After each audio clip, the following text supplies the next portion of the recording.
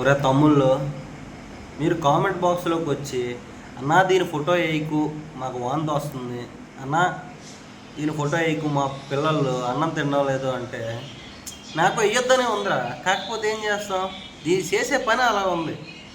చూడండి, వైఎస్ఆర్సీపీ ప్రభుత్వంలో మంత్రులు, శాఖ మంత్రులు ఇష్టం వచ్చినట్టుగా వాగుతున్నారు. అది ఇదని వాగింది డేటా అదానీ సెంటర్ గురించి. ఒకసారి చూడండి, నేను ఒక స్క్రీన్ రికార్డ్ పడతాను, చూడండి.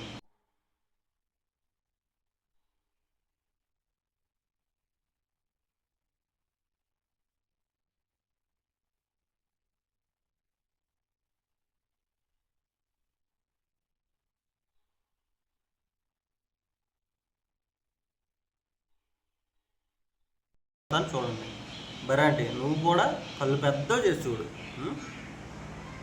అక్కడ ఏముంది, 2023లో వైఎస్ జగన్మోహన్ రెడ్డి గారు డేటా అదానీ సెంటర్ని శంకుస్థాపన చేశారని ఉందా? దీనికి మళ్ళీ ఇంజనీరింగ్ ఎందుకు చేయాలి? కొంచెం చదువు వస్తే చాలుగా. ఇంకా చదువు సంధ్య అంటున్నావా?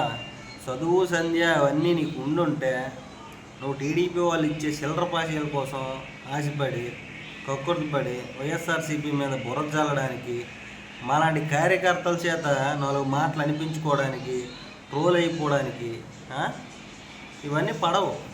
నువ్వేదో జాబ్ చేసుకునేదాన్ని ఒక కుక్కలాగా, టీడీపీకి ఒక కుక్కలాగా పనిచేస్తూ వైఎస్ఆర్సీపీ మీద బుర్ర జల్లుతూనే ఉన్నావు. ఇంకా నువ్వేమో చేసే పనులు ఇలాంటివి. మాకు కూడా నువ్వు ఒక ఆడదానివి, నేను తిట్టకూడదు అది ఇదని ఉంటుంది. కాకపోతే ఏం చేస్తాం, నువ్వు మా అధినాయకుడిని, మా నాయకుల్ని అలా కించపరుస్తుంటే మాకు కూడా కొంచెం ఆవేదన వచ్చి నిన్ను ఒక మాట అంటాం. పర్సనల్గా తీసుకోవద్దు అంటే ఎందుకు అంటున్నావు అంటే నువ్వు చేసే పనులు అలా ఉన్నాయి. నువ్వు వాస్తవాలు చెప్తే ఎవడు ఇక్కడ బాధపడు. మీరేంటంటే వైఎస్ఆర్సీపీ ప్రభుత్వంలో ఏం చేశారో అదంతా కప్పిపుచ్చేసి మీరు చెయ్యనివి ఏదో ఇంత చేస్తే అలాంటి వాటిని హైప్ చేసుకోవడం, ఇలాంటివి చేసి వైఎస్ఆర్సీపీ వాళ్ళ చేత తిట్లు తింటున్నావు అంతే.